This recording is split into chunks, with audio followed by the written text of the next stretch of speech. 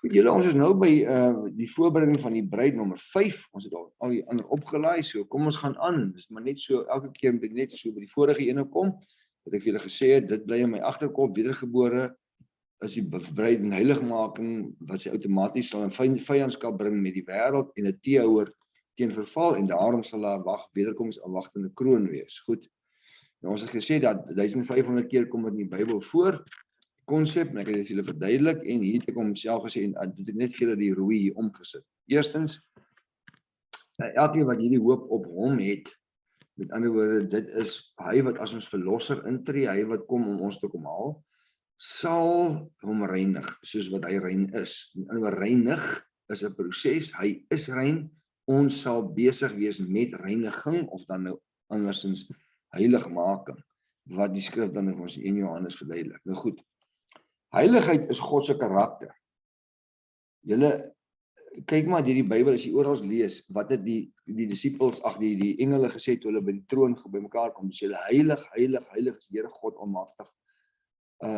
Wat is en wat was en sal wat kom, en daar is nie soos hy nie, en heilig is die Here. So alles wat in Jesaja, waar hy die ontmoeting met God gehad het, Esegiel wat dit gehad het, Johannes wat dit gehad het in Openbaring, is dit wie God is, heiligheid.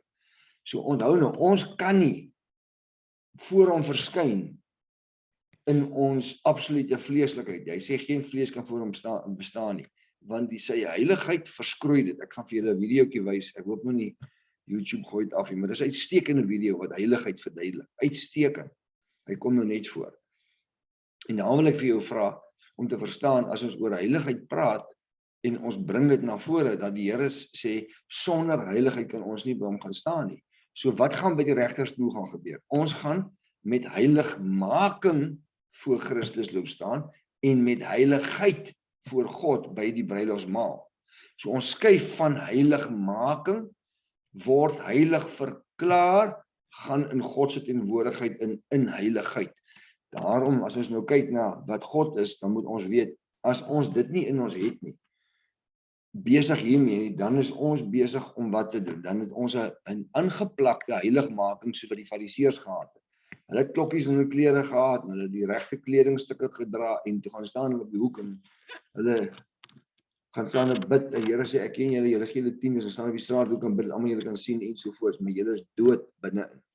Nou, dit is wanneer jy heiligmaking aan die buitekant het, jy wil wys vir mense dade, maar jy is dood sonder Christus, want as jy Christus in jou het, sal hierdie karaktereienskappe van God by jou uitspring, met ander woorde, liefde vir jou medefamilie in Christus, 'n onvoorwaardelike liefde wat 1 Korintiërs van 13 van praat, daar sal goedheid by jou wees, daar sal geregtigheid by jou wees, jy sal nie met jou belastinge kans vat nie, jy sal nie iemand met enige iets te nakom, jy sal jouself te nakom, om iemand te help, sonder dat jy ooit kan vingerwys na jou toe. Daar sal absolute waarheid in jou binneste wees, geensins aanpassings of hiperbool of byvoegings.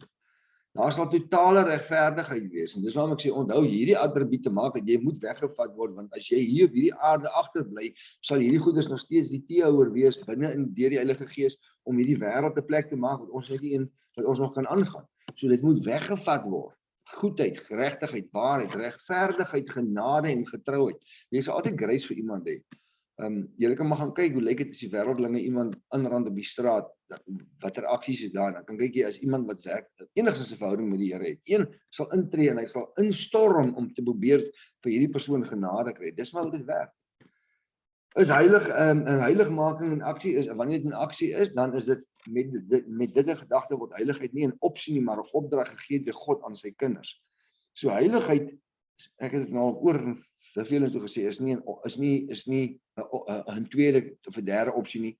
Dis absoluut 'n opdrag. Jakobus sê, word daders van die woord en nie hoorders nie. So heel eerstens, as ons sê daders van die woord, dan pas ons die woord toe. Daar's 1500 keer wat jy praat van heiligmaking. Ons sal 1500 keer sal ons besef, elke keer as ons die woord hoor, ons moet dit toepas. Daarom word ons daders. As ons nie daders is nie, dan mors ons tyd. Daarom het ek die policy, as ek met jong kinders gesels, veral by skoolkampe, dan sê ek, jy moet nou vandag hierdie oom hoor, jy moet my ernstig aanhoor. As jy die Here nie wil aanneem nie, As jy voel, jy gaan op jou eie manier daar kom, as jy voel, jy's beter as wat ons hier vir jou oordra, nie omdat ek jou probeer oortuig nie, die Heilige Gees moet aan jou doen.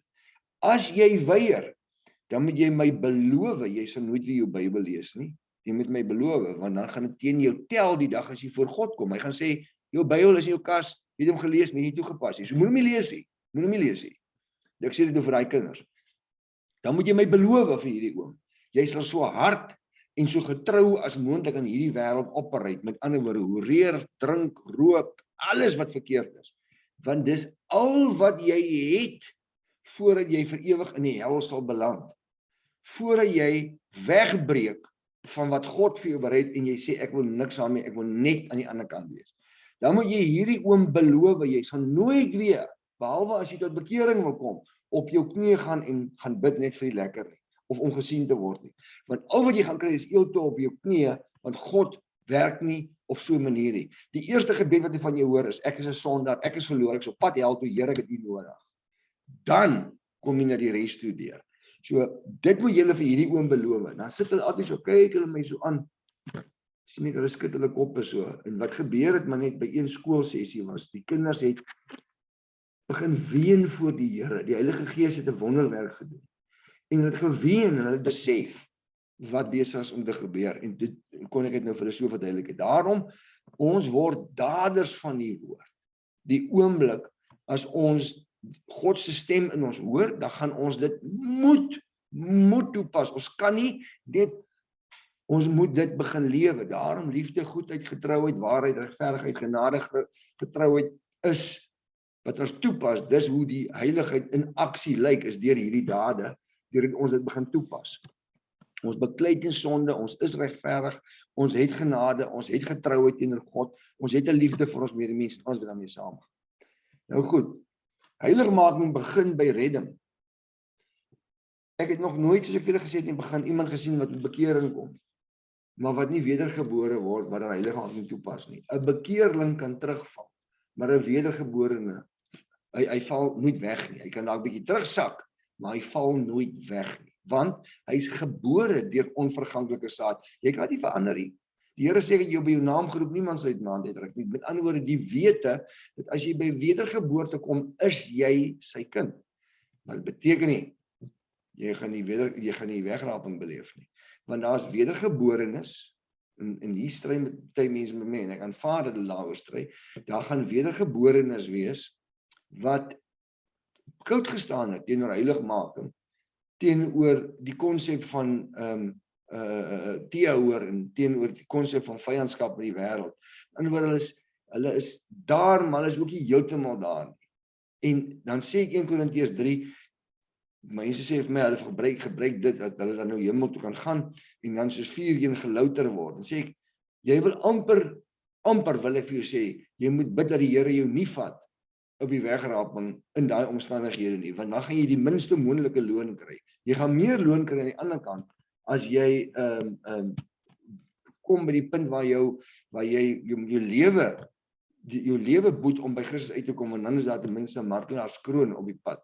Maar as jy dit doen op die minimum, dan wil jy amper nie daar voor die Here gaan staan nie. Wat ek julle in die begin gesê het, is daai wegraping basyn blaas, dat 2 goed gebeur. Die een is gaan wees, dankie tog, ek gaan na die Here toe. En die tweede besef gaan wees, ek gaan voor God toe. Ek gaan na God toe. Wat nou?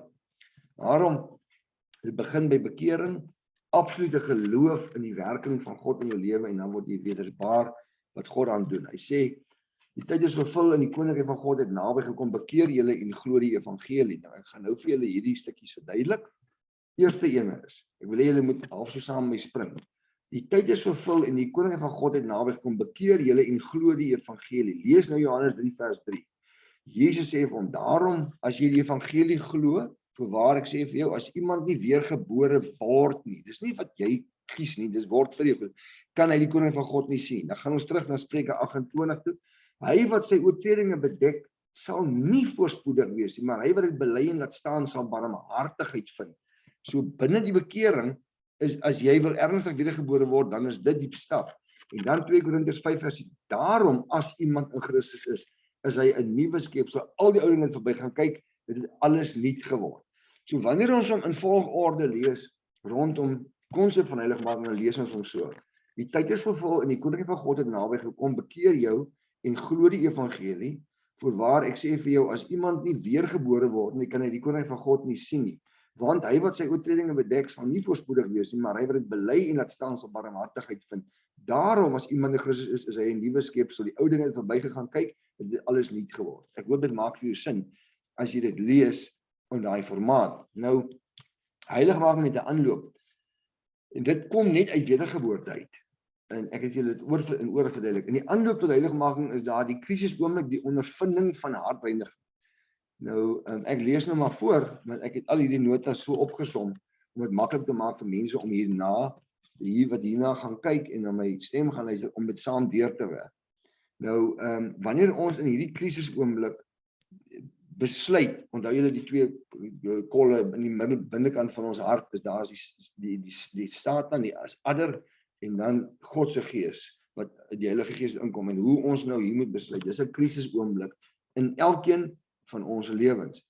Wanneer 'n mens tot beseffing kom dat die blokkade wat die sonde vorm eers verwyder moet word. Dis daai krisisoomblik. Ons weet dan, ons moet nou dit verwyder. Hoekom ek dit nodig? Sodat heiligmaking 'n toestand van die hart kan word. So ek kan die blokkade, daai bekering en dan die identifikasie met die sonde is iets wat dan nou moet weggevat word. So as ek nou tot bekering kom en ek het 'n werklike wedergeboorte en heiligmaking begin in my lewe, dan gaan ek verseker nie 100% reg wees nie, maar ek moet elke keer die blokkade verwyder. Hoekom het ek dit nodig? Sodat heiligheid 'n toestand van die hart kan word. Dis waarom ek vir julle gesê het, Johannes sê, jy kan nie sondig nie. Jy sien sonde aankom en jy hardloop van hom weg, die vrou wat die nommer op die tafel sit. Dink gou, hier is die verskil. Die ene is 'n wêreldling en die ene is 'n werklike kind van die Here, wedergebore. Die vrou kom en sy sit 'n kaartjie neer, die wêreldling kyk daarna, hy kyk daar so agterna en hy dink, hier's 'n geleentheid, hy sit hom in sy sak. Die absolute wedergebore kind van die Here, as hy nader kom sê, hoor, ekskuus tog, kom ek vertel jy gou die evangelie, weet jy hoe werk dit? En hy sal dadelik begin met daar, en sy sal nooit weer na lewe doen, want hy sal dit oordra. So dit is dan, dat die heiligheid 'n toestand van die hart kan word, om dit permanent oor te dra. As iemand hier toe kom en sê, hoor, ek wil gou vir jou vertel van, ek vat net 'n voorbeeld, van Mandy, of van Louis, dan sê, hoor, ek wil weet nie, ekskuus tog, ek wil nie weet nie, want dis 'n toestand van die hart, jy stel nie belang nie, jy stel nie belang in die sonde nie, dieselfde met, as iemand vir jou sê, kyk hierdie prent, dan sê nee, ek stel nie belang nie, of hierdie grap, hierdie vuile grap, jy draai om, jy sê, hoorie, my ore is nie jou asdromme nie, asseblief, gaan mors jou tyd op 'n ander plek. Daarna, na hierdie krisisoomblik, is daar nog steeds groei, die groei is beter as tevore, omdat die neiging tot sonde uit die onreine hart gereinig is en verwyder is. Met ander woorde, die groei, ek sien ek het 'n fout gemaak, die groei is dan nou met ander woorde besig om die hele tyd aan ons te werk, om daai een is ook al weg, want nou is die volgende een, dan die volgende een, en dis waarvan dit is. So, heiligheid is die toestand van reinheid van die hart, waar die kind van God staat gestel word om die lewe van oorwinning te lewe, soos ons vroeër gesê het. Daarna volg daar twee goed. Die ene is kwaliteit en die een is kwantiteit. Heiligheid is nie staties nie, met ander woorde, dit groei en dit neem toe, en die kwaliteit van heiligheid bly altyd dieselfde. Dit word aan God gemeet. Met ander woorde, wanneer ek ophou daarmee, wanneer ek dit weggewys het, maar die kwantiteit ontwikkel, soos ek julle gesê het, dis 'n aanlopende proses aan mekaar, en die kwaliteit is God se standaard, dit moet daarmee breek. Dit wil sê, mens kan nie heiliger wees as heilig nie, dis die kwaliteit. Die mens kan wel heiliger word met groei, dis die kwantiteit. Ek hoop dit maak vir jou sin, dat as jy hierna 'n Bybelstudie wil doen en jy wil hier deurwerk, dat dit verduidelik het. Nou, ek moet net hier deur my eie slide hardloop. Hierdie is die video projek. Ek gaan hierdie nou vir julle speel. Ek hoop nou nie hulle gooi ons af oor hierdie ding nie, want hierdie is so besonder, dat ek dit moet vir julle speel en ook daar buite probeer kry. So kom, bid saam met my dat hulle hierdie video deurlaat. Ek is op my laaste waarskuwing op YouTube. Ek probeer BitShoot en Brand New Tube en al die tubes wat daar is, dit werk nie, soos YouTube nie. So ek bid die Here dat dit sal deurgaan en dat ons hierna kan kyk. Maar kyk gerus gou hierna toe. Dis 'n baie goeie video en ek glo en vertrou julle kan mooi hoor. As nie, draai jou klank oop so hard as moontlik. You've probably heard the word holy before, or at least sang it in a church song once or twice. And for most people, This idea is really just connected to being a morally good person. So God is holy. Sorry julle, ek moet gou hierso sien. Ek sien dit, ek moet die video vir iemand aanstuur, so daar kom hy van voor af, You jammer.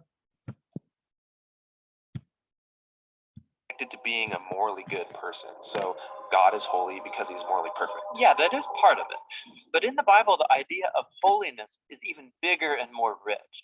What it's really describing is how God is the creative force behind the whole universe. He's the one and only being with the power to make a world full of such beauty and life. And so all these abilities, they make God utterly unique, which is the meaning of the word holy. So a helpful way to think about God's holiness is by using the sun as a metaphor. The sun is unique, at least within our solar system, and it's really powerful. It's the source of all this beautiful life on our planet. And so you could say that the sun is holy. And you can actually take this metaphor even further in that the whole area around the sun is also holy. Yeah, because the closer you get to the sun, the more intense it gets. Yeah, exactly. So that very power and goodness that generates all this life is also dangerous. I mean, the sun, if you get too close, will annihilate you.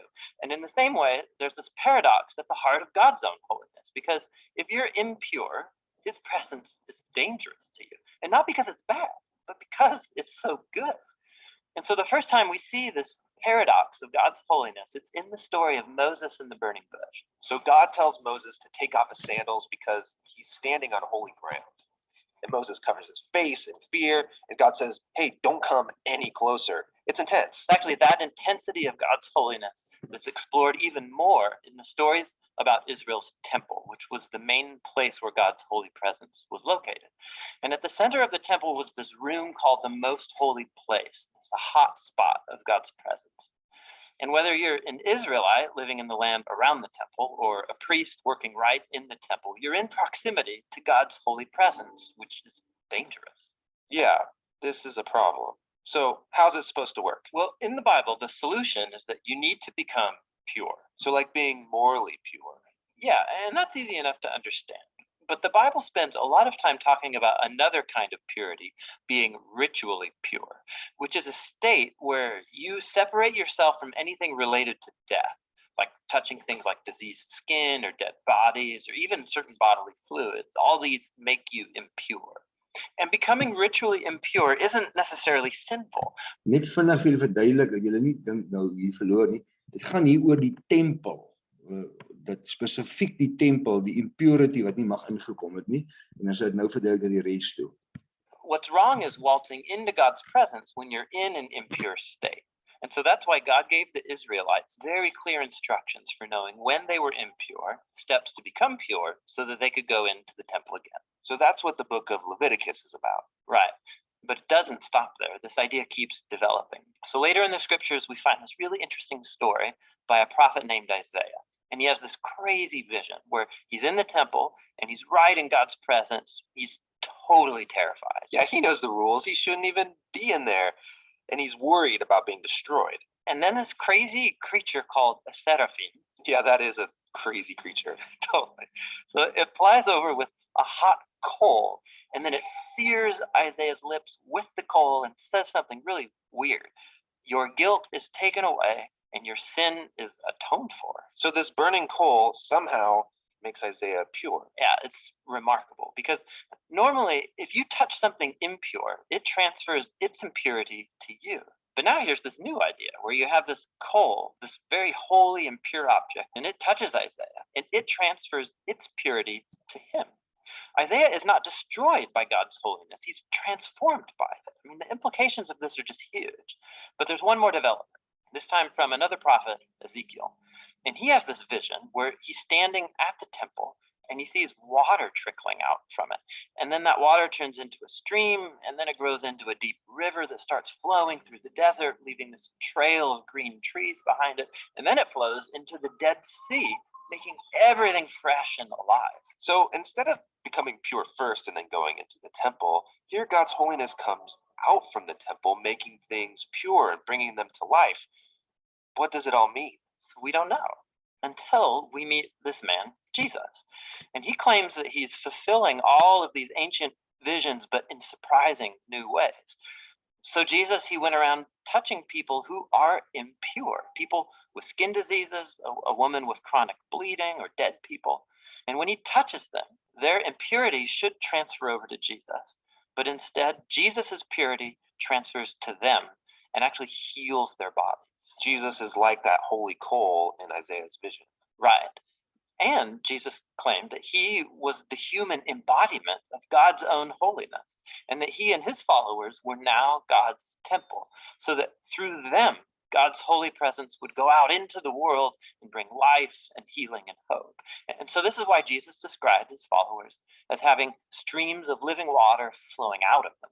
So this is our part of the story where we find ourselves now, but where's this all heading? So the last pages of the Bible end with a final vision about God's holiness. This time it's by a guy named John. And in his vision, we see the whole world made completely new.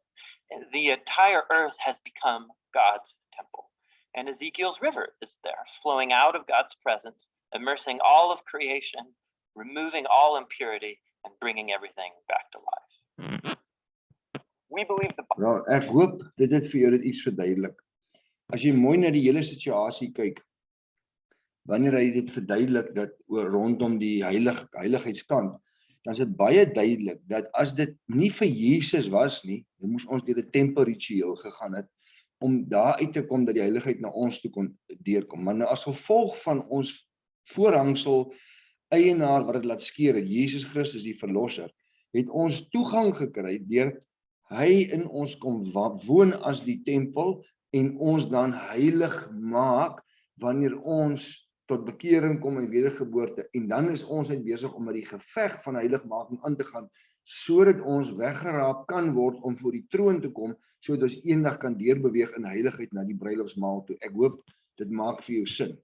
So as ons nou deurgaan, dan gaan ons sien daar's 3 tipes mense. As 'n voorbeeld. Die eerste een is die natuurlike mens. Dis die mens wat ek vir julle gewys het in daai prentjie met die swart kol in die middel wat saad van die adder is, as julle nou alles nou hier deurgegaan het van die bruid, as julle nou onthou, daar was 'n prentjie. Nou die natuurlike mens is 'n verlore sondaar.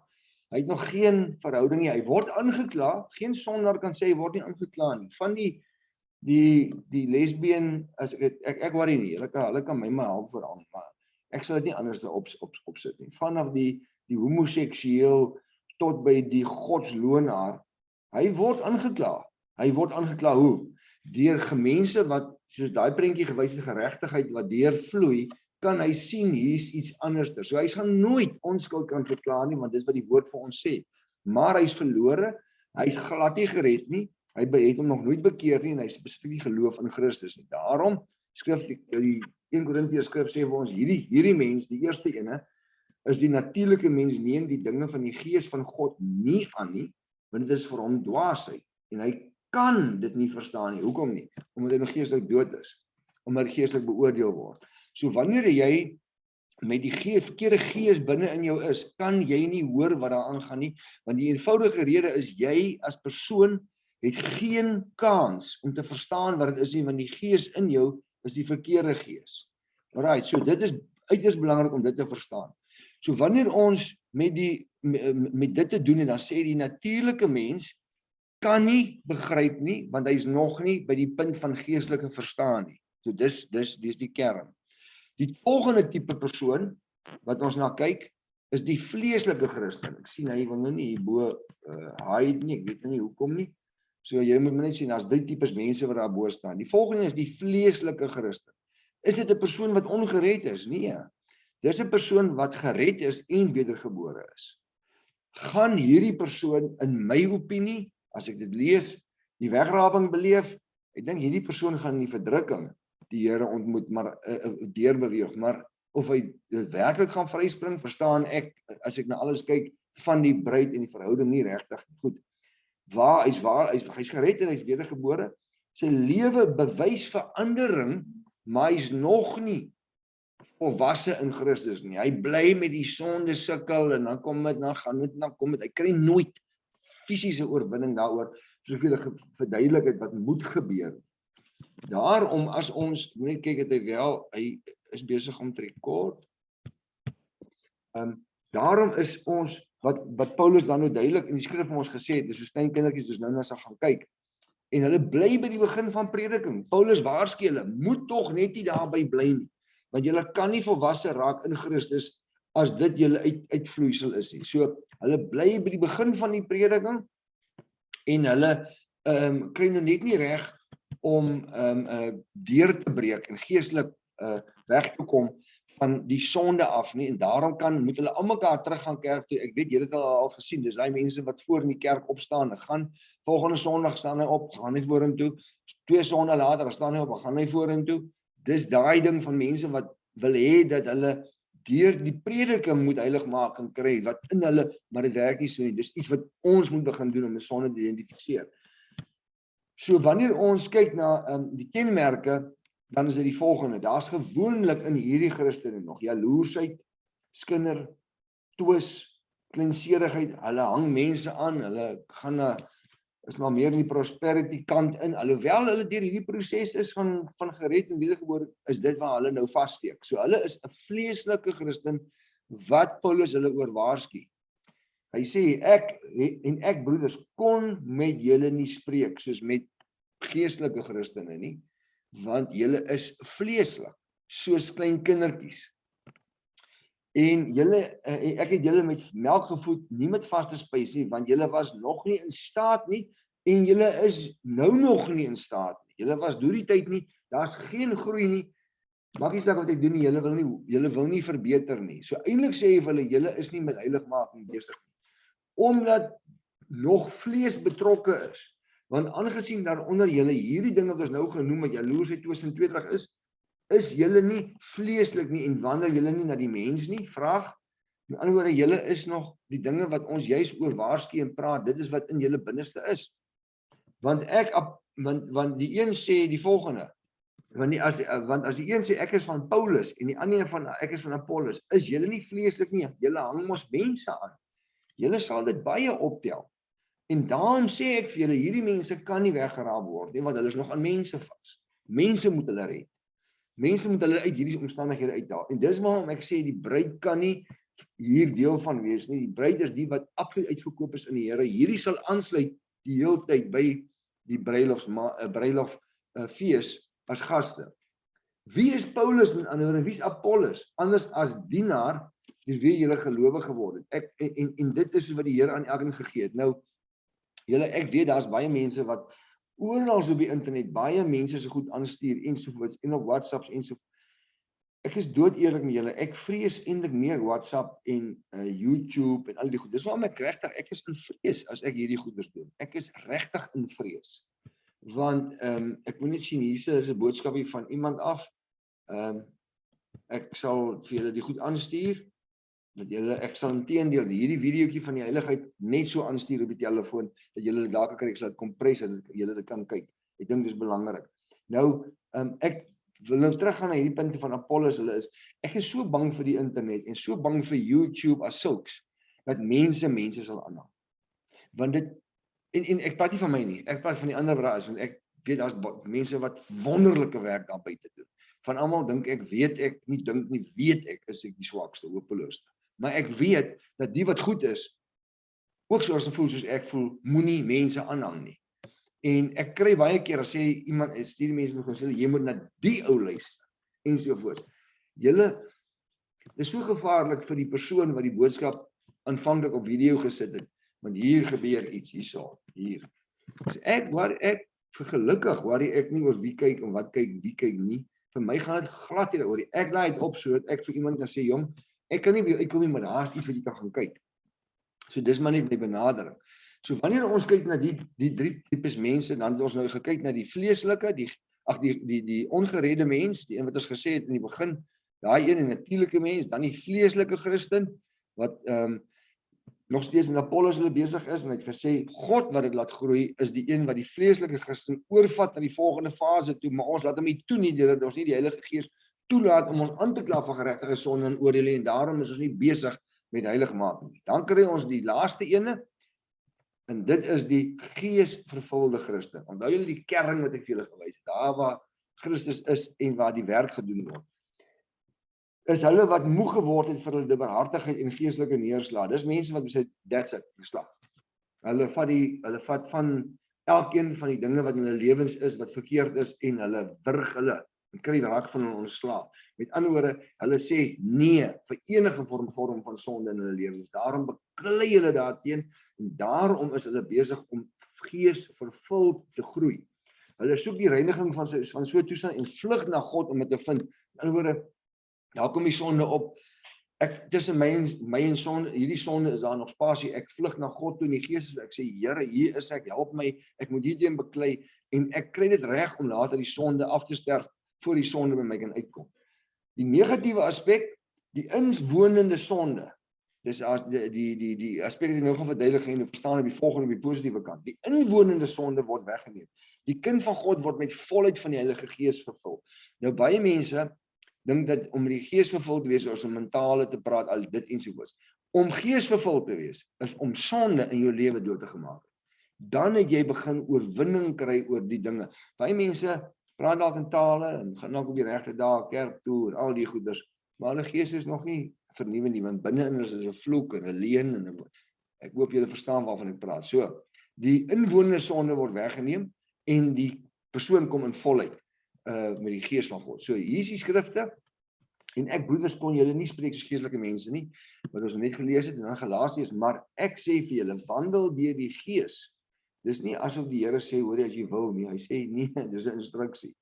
Dan sal jy nooit die vlees uiting aan gee nie. Met ander woorde, as die gees daar is, kan jy nie aan die vlees, dan, wanneer jy begin, deur die gees beklei jy teen hierdie vlees, wat elke dag gekruisig moet word.